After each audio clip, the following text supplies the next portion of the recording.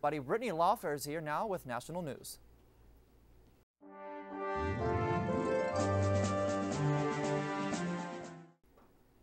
This past Friday, a 150-foot asteroid zoomed within 17,200 miles of Earth. It became the closest approach by such a large rock that was known to astronomers in advance. According to officials of the celestial mining firm of Deep Space Industries, the rock possibly harbors $65 billion of recoverable water and $130 billion in metal. However, because of the highly tilted orbit relative to Earth, it made it too difficult for the company to chase it down. Deep Space Chairman Rick Tomlinson said last Tuesday, "There will be others, and we want to be ready when they arrive." President Obama delivered his second State of the Union address last Tuesday night. In his address, he pressed more for government spending, challenged Republicans over the issue of Medicare, and brought up the ongoing issue of gun violence. Obama began his address with his roster of wish list items, which include a call to increase the now $7.25 federal minimum wage to $9 an hour, and to also pass immigration reform. He themed his speech around boosting the middle class and jolting what continues to be a tepid economic recovery. Pope Benedict XVI sent shockwaves through the Roman Catholic Church last Monday when he announced he would stand down. He is the first pope to do so in 700 years. The 85-year-old pope claimed that he no longer has the mental and physical strength to carry on. The soft-spoken German made it clear that he never wanted to be pope, was a uncompromising conservative on social and theological issues. A new leader of the world's 1.2 billion Roman Catholics could be elected as soon as Palm Sunday on March 24th. And be ready to take over by Easter a week later. President Barack Obama extended prayers to Benedict and best wishes to those who would choose his successor. California Sheriff deputies claim they did not purposely torch a cabin where a 9-day manhunt ended with a former LA police officer dead. 33-year-old Christopher Dorner was wanted in a killing spree targeting law enforcement officers that left 4 people dead. Last Tuesday, deputies surrounded a man matching his description in the San Bernardino National Forest. Police heard a single gunshot before the cabin he was in completely engulfed in flames. Officials say the deputies firing tear gas may have been the cause of the fire.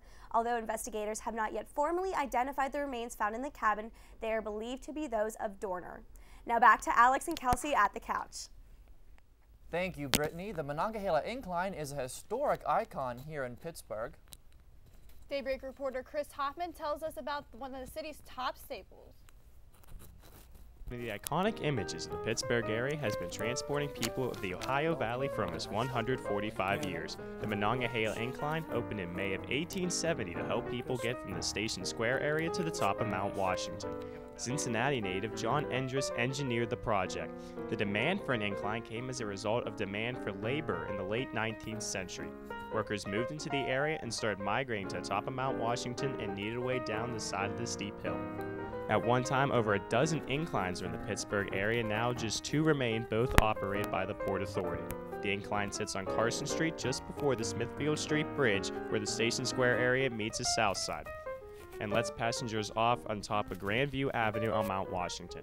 It is currently the oldest cliff railroad in the United States, along with its sister railway, the Duquesne Incline, just a mile down the road. It was also the first passenger incline in the United States as well.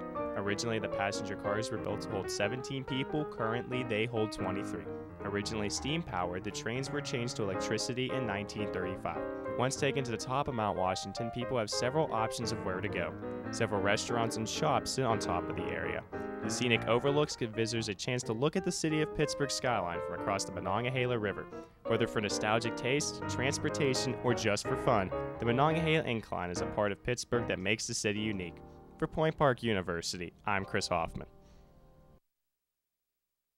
The Monongahela Incline, I hear a lot of kids actually take from their houses up on Mount Washington to school as part of their commute every morning. Have you ever ridden it? I mean, for commuting or anything? Or? Well, I don't commute, but I have ridden it. But actually, my one professor actually told me that she had never ridden any of the inclines here. Really? And she lives here in Pittsburgh? She lives here in Pittsburgh now, and she has never ridden it, but her daughter's dying to go on one, so she said she'll have to make a trip soon. Well, to be a real Pittsburgher, you kind of have to ride the incline and get a feel for it. I mean, it's a great ride. It's like a 5-minute ride up the mountain, then back down, and it's the same as the Port Authority buses, I think, right, for the admission or the toll? I think so, something like that, yeah. That's great. So have you ever ridden it at night, though? Because I know the view going up the mountain and looking out over Pittsburgh is gorgeous. You have to have to try never that. ridden You have a that couple night. years here left at school. Yeah. You should give it a shot.